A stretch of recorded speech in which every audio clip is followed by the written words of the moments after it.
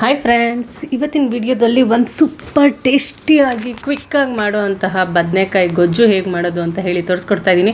ನೋಡಿ, ಇದು ನಾನು ಇವತ್ತು ಮಧ್ಯಾಹ್ನ ಏನು ಮಾಡಿರಲಿಲ್ಲ, ಏನು ಲಂಚ್ಗೆ ಈ ಒಂದು ನಮ್ಮ ತೋಟದಲ್ಲೇ ಬಿಟ್ಟಿರೋಂತಹ ಒಂದು ಬದನೆಕಾಯಿ ತೊಗೊಂಬಂದಿದ್ದೆ ಊರಿಗೆ ಹೋದಾಗ. ತುಂಬ ಅಂದ್ರೆ ತುಂಬ ಚೆನ್ನಾಗಿದೆ, ನೋಡೋಕ್ಕೆ ಅಷ್ಟು ಚೆನ್ನಾಗಿದೆ. ಹಾಗಾಗಿ ಇದ್ರಲ್ಲಿ ಬದನೆಕಾಯಿ ಬಜ್ಜಿ ಮಾಡಲೇಬೇಕು ಅಂತ ಹೇಳಿ ನಾನು ವೆಯ್ಟ್ ಮಾಡಿದೆ. ಈ ಥರ ಒಂದು ಬದನೆಕಾಯಿ ನಿಮಗೆ ಸಿಗುತ್ತೆ ಆಲ್ಮೋಸ್ಟ್ ಅಂಗಡಿಗಳಲ್ಲೆಲ್ಲ. ಆ ಥರ ಒಂದು ಬದನೆಕಾಯಿ ತೊಗೊಂಬಿಟ್ಟು ಕ್ಲೀನಾಗಿ ವಾಶ್ ಮಾಡಿ ಈಗ ಒಂದು ಅಡುಗೆ ಎಣ್ಣೆನ ನಾವು ಅದ್ರ ಮೇಲ್ಗಡೆ ಸವರಬೇಕಾಗತ್ತೆ.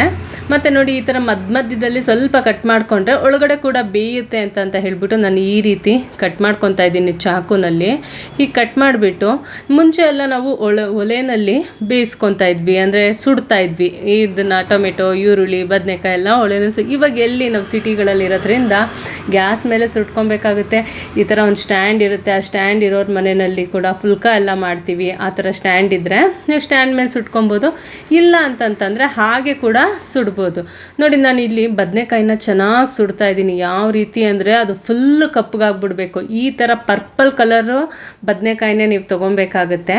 ಮತ್ತು ಬಿಳಿ ಬದನೆಕಾಯಿ ತೊಗೊಂಡ್ರು ಸಣ್ಣ ಸಣ್ಣ ಬದನೆಕಾಯಿನಲ್ಲೂ ಈ ಥರ ಮಾಡ್ಬೋದು. ಆದರೆ ಸ್ವಲ್ಪ ಪರ್ಪಲ್ ಬದನೆಕಾಯಲ್ಲಿ ನಿಮಗೆ ತುಂಬ ಚೆನ್ನಾಗಿ ಬರುತ್ತೆ ಅಂತ ಹೇಳಿ ನಾನು ಇದನ್ನು ತೋರಿಸ್ತಾ ಇದ್ದೀನಿ.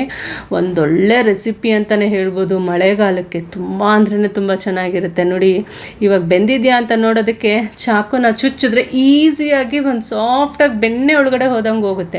ಆ ರೀತಿ ಬದನೆಕಾಯಿ ಚೆನ್ನಾಗಿ ಸುಟ್ಟು ಬೇಯಿಸ್ಕೊಬೇಕಾಗುತ್ತೆ ಮೊದಲಿಗೆ. ಈಗ ಆಲ್ಮೋಸ್ಟ್ ಆಗಿದೆ ಅದು. ಮತ್ತು ಇವಾಗ ನೋಡಿ, ಇಲ್ಲಿ ನಾನು ಒಂದು ಟೊಮೆಟೊನ ಸುಟ್ಕೊತಾ ಇದ್ದೀನಿ, 2 ಈರುಳ್ಳಿ, 1 ಬೆಳ್ಳುಳ್ಳಿ, ಇದೆಲ್ಲದನ್ನು ಚೆನ್ನಾಗಿ ಸುಟ್ಕೊಬೇಕಾಗುತ್ತೆ. ಸ್ಟವ್ ಸ್ವಲ್ಪ ಗಲೀಜಾಗ್ಬೋದು, ಆದರೆ ಗೊಜ್ಜು ಮಾತ್ರ ಅಷ್ಟೇ ಟೇಸ್ಟಿಯಾಗಿರುತ್ತೆ. ನಾವು ತಿಂದ ಮೇಲೆ ನಾನು ಗಲೀಜನ್ನ ಆ ಸ್ಟವ್ ಗಲೀಜಾಗಿರೋದು ಒರೆಸೋದಕ್ಕೆ ರೆಡಿಯಾಗಿರ್ತೀವಿ, ಅಷ್ಟು ಚೆನ್ನಾಗಿ ಗೊಜ್ಜಾಗುತ್ತೆ. ಹಾಗಾಗಿ ಮಾಡ್ಕೊಳ್ಳಿ ಒಂದ್ಸಲಿ. ಇದಕ್ಕೆ ಯಾವುದೇ ನಾವಿಲ್ಲಿ ಮಸಾಲ ಪದಾರ್ಥ ಹಾಕೋದಿಲ್ಲ. ತುಂಬ ಹೆಲ್ತಿಯಾಗಿರೋ ಅಂಥದ್ದು ಹೇಳ್ಬೋದು, ಹಾಗೆ ಟೇಸ್ಟಿಯಾಗಿ ಕೂಡ ಇರುತ್ತೆ. ನೋಡಿ, ಮೆಣಸಿನ್ಕಾಯಿ ಕೂಡ ಹೀಗೆ ಸುಟ್ಕೊಬೇಕಾಗತ್ತೆ. ಎಲ್ಲದನ್ನು ಸುಟ್ಟು ಮಾಡೋದು.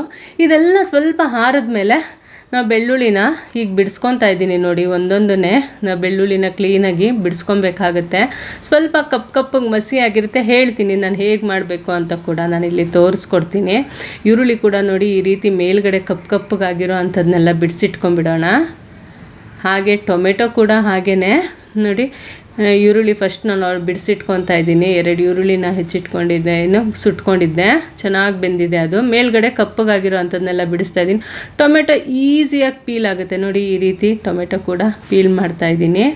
ಇವಾಗ ಬದನೆಕಾಯಿನ ಹೇಗೆ ಅಂತ ಹೇಳಿ ತೋರಿಸಿ. ನೋಡಿ, ಬದನೆಕಾಯಿನೂ ಅಷ್ಟೇ ತುಂಬ ಅಂದರೆ ತುಂಬ ಈಸಿಯಾಗಿ ಅದು ಸುಟ್ಟ ಮೇಲೆ ಬರುತ್ತೆ.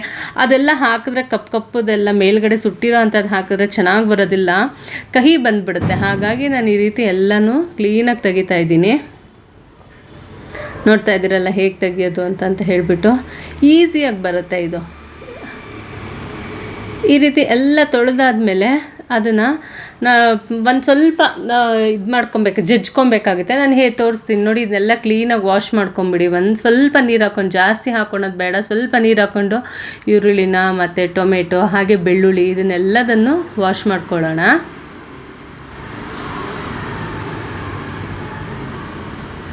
ಇದೆಲ್ಲ ವಾಶ್ ಆದಮೇಲೆ ನಾನಿಲ್ಲೊಂದು ಕುಟ್ಟೋ ಕಳ್ಳಿಗೆ ಹಾಕ್ಕೊತಾ ಇದ್ದೀನಿ. ನೋಡಿ, ಬೆಳ್ಳುಳ್ಳಿ ಹಾಕ್ಕೊಂಡಿದ್ದೀನಿ, ಹಾಗೆ ಹಸಿಮೆಣ್ಸಿನ್ಕಾಯಿ, ಸುಟ್ಟಿರೋ ಅಂತಹ ಹಸಿಮೆಣ್ಸಿನ್ಕಾಯಿ ಹಾಕ್ಕೊಬೇಕಾಗುತ್ತೆ. ಒಂದು ಅರ್ಧ ಸ್ಪೂನಷ್ಟು ಜೀರಿಗೆ ಹಾಕ್ಕೊಬೇಕಾಗುತ್ತೆ.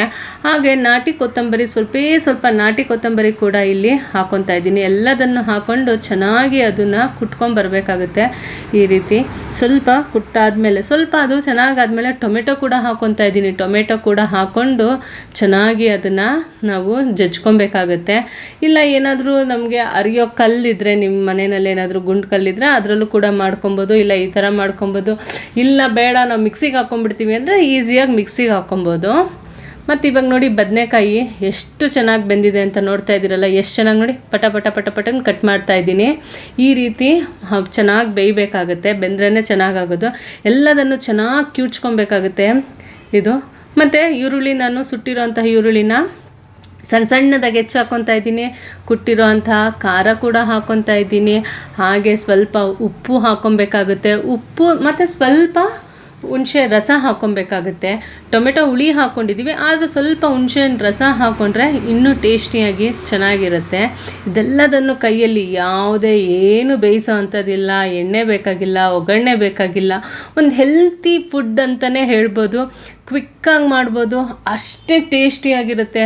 ಚಿಕ್ಕ ಮಕ್ಕಳು ಕೂಡ ತುಂಬ ಇಷ್ಟಪಟ್ಟು ತಿಂತಾರೆ. ಆದರೆ ಸ್ವಲ್ಪ ಖಾರ ಕಮ್ಮಿ ಹಾಕಿ, ಅವಾಗ ತುಂಬ ಅಂದರೆ ತುಂಬ ಇಷ್ಟಪಟ್ಟು ತಿಂತಾರೆ. ಖಾರ ಏನಾದರೂ ಇದ್ದರೆ ಸ್ವಲ್ಪ ತುಪ್ಪ ಹಾಕೊಂಡು ತಿನ್ನಿ, ರುಚಿ ಇನ್ನೂ ಹೆಚ್ಚಿಸುತ್ತೆ.